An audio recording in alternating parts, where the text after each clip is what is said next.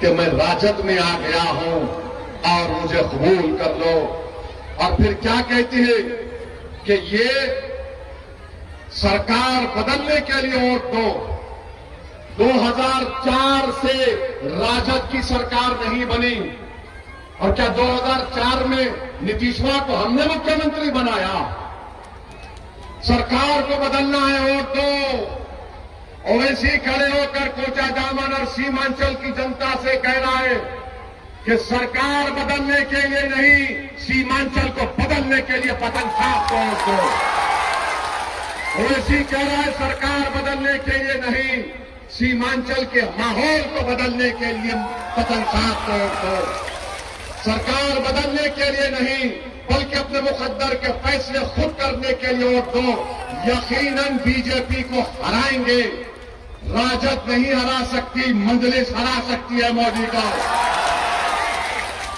तुमने कितने मर्तबा, और लालू बोल रहे हैं तुमने बधुआ मजदूर हो, तुमने मुझे मुख्यमंत्री बनाया, मेरी पत्नी को बनाया 15 साल, अब मेरा बेटा को बना दो, फिर बेटे के बाद उसके बेटे को बना दो, फिर उसके बाद उसके बेटे को बना दो। अरे क्या हम तुम्हारे गुलाम हैं?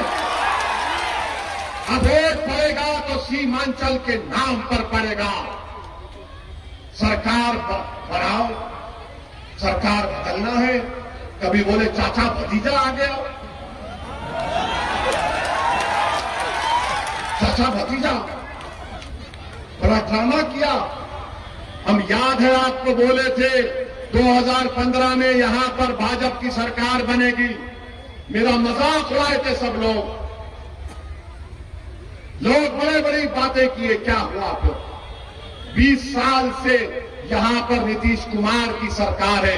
ये बच्चे तो लालू का दौर भी नहीं देखे होंगे, और लालू ये उम्मीद कर रहे हैं कि मेरे बेटे को फिर से पटना की कुर्सी पर बिठाएंगे। लालू जी सुन लो, तुम्हारा बेटा नहीं, सीमांचल का बेटा आपकी बार मुख्यमंत्री बनेगा। ये लड़ाई सीमांचल के मान और सम्मान की है, ये लड़ाई सीमांचल के इंसाफ की है, और मंजलिस का परचम सीमांचल और कोचाधामन के घर घर को पहुंच चुका है।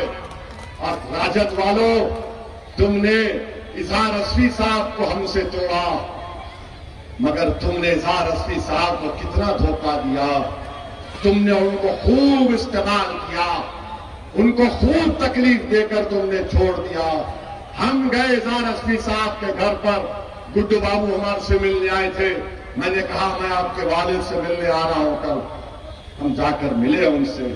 बताओ मेरे अजीज दोस्तों और बुजुर्गों, ये तेजस्वी बोलता है मैं उम्र का कच्चा हूं, जबान का पक्का हूं। नहीं तेजस्वी, तुम उम्र के भी कच्चे हो, दिमाग के भी कच्चे हो, और जबान के नंबर 1 के झूठे हो।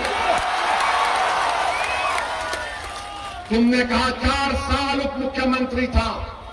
क्या बोलती है राजद? MY MY MY, मुस्लिम यादव, मुस्लिम यादव। जहां ओवैसी आ गया, वोट कटवा आ गया। क्यों बोलता है वोट कटवा हमको?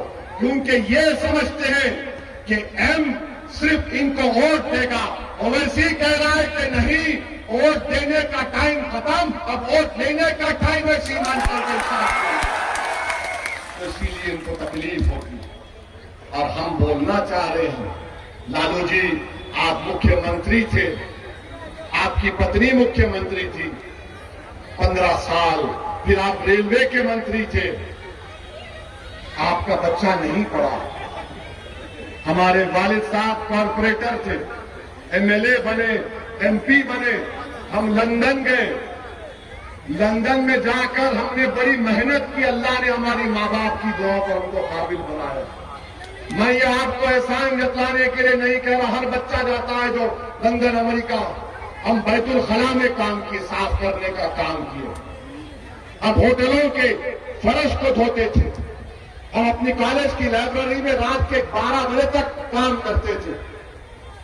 मेहनत करके हमको डिग्री मिली।